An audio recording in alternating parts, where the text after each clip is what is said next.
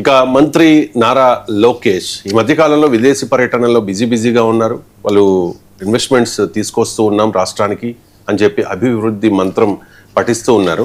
And Satish గారు ఎక్కడ కూడా సాయికృష్ణ ఇష్యూలో లోకేష్ రెస్పాండ్ అవ్వలేదు, ప్రశ్న రావణ్ ఇష్యూలో కూడా ఎక్కడ మాట్లాడలే, అంతా పవన్ కళ్యాణ్ మాత్రమే మాట్లాడారు.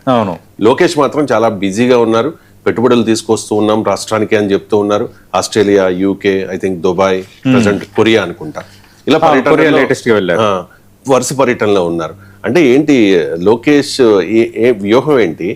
సీఎం కావడానికి లైన్ క్లియర్ చేసుకుంటున్నారు అనుకో. అంటే సీఎం కావడానికి లైన్ క్లియర్ చేసుకుంటున్నారా అనే కంటే దాని మీద మనం మాట్లాడడం ప్రీమెచ్యూర్ అవుతుంది. ఎందుకంటే ఒక చర్చ ఉంది వాళ్ళు ఎప్పటికైనా లోకేష్ మాకు చంద్రబాబు నాయుడు తర్వాత మా ముఖ్యమంత్రి అభ్యర్థి అని. కానీ ఇప్పుడు వాళ్ళు ఉన్నది కూటమి కాబట్టి అలాంటి ప్రయత్నాలు ఏమి జరగకపోవచ్చు. ఎందుకంటే బీజేపీ, జనసేన, తెలుగుదేశం పట్ల కూటమిగా ఉన్నాయి. కానీ నెక్స్ట్ సీఎం లోకేష్ అన్నది వాళ్ళు అనుకుంటున్నారు. కొందరు తెలుగుదేశం పార్టీ నేతలు ఒక చర్చ అయితే ఉంది. కానీ ఇప్పుడు ఆల్రెడీ డిప్యూటీ సీఎంగా పవన్ కళ్యాణ్ ఉన్నారు. ఇప్పుడు కూటమి ప్రభుత్వం ఉన్నంత లోపు అది జరుగుతుందా జరగదన్న దానిపైన రకరకాల కథనాలు, ఏదైనా అది వాళ్ళ స్వీయ నిర్ణయాలు. కానీ ఇక్కడ లోకేష్ ఆయన కోసం మాట్లాడాలనుకుంటే ఆయన కూడా కొంత ఇంట్రెస్టింగ్గానే మూవ్ అవుతున్నారు. ఒక యాంగిల్లో ఎవరన్నా కాదనుకున్నా ఒక రకంగా తెలుగుదేశం పార్టీకి నారా చంద్రబాబు నాయుడు అధ్యక్షుడిగా ఉన్నారు, ముఖ్యమంత్రిగా ఉన్నారు. కానీ పార్టీ పరంగా మోర్ యాక్టివ్గా ఉంటుంది మాత్రం none other than Nara Lokesh. ఆ పార్టీకి సంబంధించిన కీలక నేత. పల్లా శ్రీనివాసరావు ఏపీకి టీడీపీ అధ్యక్షుడిగా ఉన్న నారా లోకేష్ కొంత పార్టీ పరంగా యాక్టివ్గా ఉంటున్నారు. అలాగే ప్రభుత్వంలో కూడా యాక్టివ్గా ఉంటున్నారు. వర్కింగ్ ప్రెసిడెంట్ కదా, ఇప్పుడు వర్కింగ్ ప్రెసిడెంట్. అంటే అటు ప్రభుత్వ పరంగా కూడా పూర్తి స్థాయిలో యాక్టివ్ అయ్యారు. కేవలం అతని డిపార్ట్మెంట్కి సంబంధించే కాకుండా కీలక శాఖలు, కీలక పెట్టుబడులు, తర్వాత విదేశీ టూర్లు వెళ్ళటం, రాష్ట్రానికి పెట్టుబడులు తెచ్చే క్రమంలో ఎంఓయూలు కుదుర్చుకోవటం, మళ్ళీ జిల్లాల్లో కొత్త ప్లాంట్లు ఓపెనింగ్ ఈరోజు కడప జిల్లా వెళ్ళటం, ఇవన్నీ ఆయన చేస్తున్నారు. ఇక్కడ ఈయన రూట్ ఎలా మారిందనో నేను చెప్తా.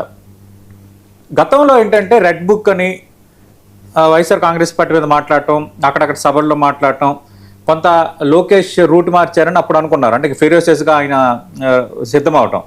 కానీ మీరు గత కొద్ది రోజులుగా చూస్తే ఆయన ఏంటంటే రాష్ట్రానికి పెట్టుబడులు, రాష్ట్రానికి అభివృద్ధి అనే అంశంపైన దృష్టి పెట్టారు. పూర్తిగా వివాదాలకు దూరంగా ఉన్నారు. నాకు తెలిసినంత వరకు ప్రశ్న రావణ్ వివాదం చాలా పెద్దదైంది ప్రశ్న రావణ్ వివాదం.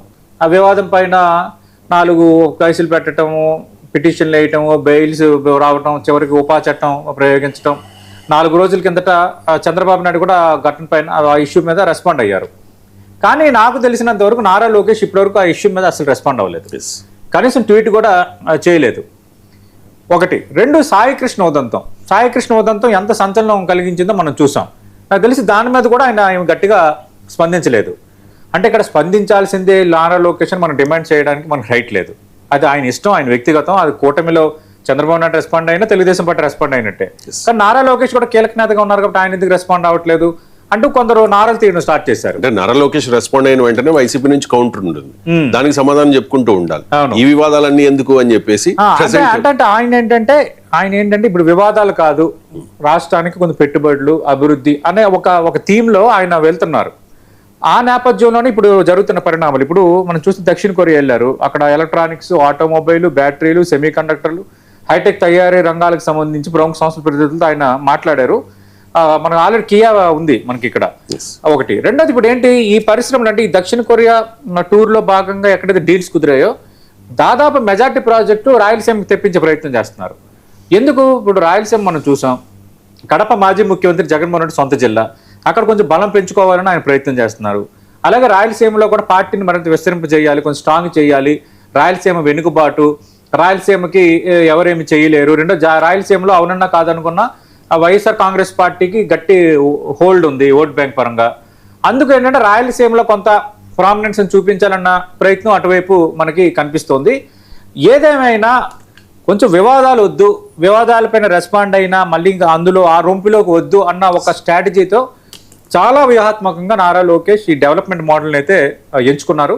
సరే, రాజకీయంగా కొందరు నారా లోకేష్ రెస్పాండ్ అవ్వట్లేదు, పవన్ కళ్యాణ్ మీద ఎంత ఇష్యూ అయితే ఆయన రెస్పాండ్ అవ్వాలి కదా అని కొందరు జనసేనలో కానీ అక్కడ కానీ ఆఫ్ ది రికార్డ్గా కొందరు అన్నారు. చంద్రబాబు నాయుడు మొన్న ఆల్రెడీ రెస్పాండ్ అయ్యారు. మరి చంద్రబాబు రెస్పాండ్ అయితే ఆటోమేటిక్గా తెలుగుదేశం పార్టీ నుంచి రెస్పాన్స్ వచ్చినట్టే కదా. కానీ కొందరు ప్రతిదాన్ని భూతద్దంలో చూసే మోడల్స్ ఉంటాయి. నారా లోకేష్ ఖచ్చితంగా రెస్పాండ్ కావాల్సింది ఎందుకు కాడని అనలేము మనం. అది ఆయన ప్రెరగేటివ్, ఆయన ఇష్టం. అది ఆయన రెస్పాండ్ కాకపోయినా చంద్రబాబు నాయుడు రెస్పాండ్ అయ్యారు కాబట్టి ఆయన టీడీపీ తరఫున రెస్పాండ్ కానీ మనం చూడాలి. కూటమిలో ఆయన ముఖ్యమంత్రిగా ఉన్నారు, డిప్యూటీ సీఎంగా పవన్ కళ్యాణ్ ఉన్నారు కాబట్టి కృష్ణారావు వివాదంలో ఆయన రెస్పాండ్ అయ్యారు. అంటే ఇక్కడ ఏంటంటే ఎందుకు ఈ వివాదాలు, మనం కొంచెం ప్రశాంతంగా దీని మీద దృష్టి పెడదామన్న ఆ స్టైల్ అయితే కొంత నారా లోకేష్ ఈ మధ్యన కనబరుస్తున్నారు.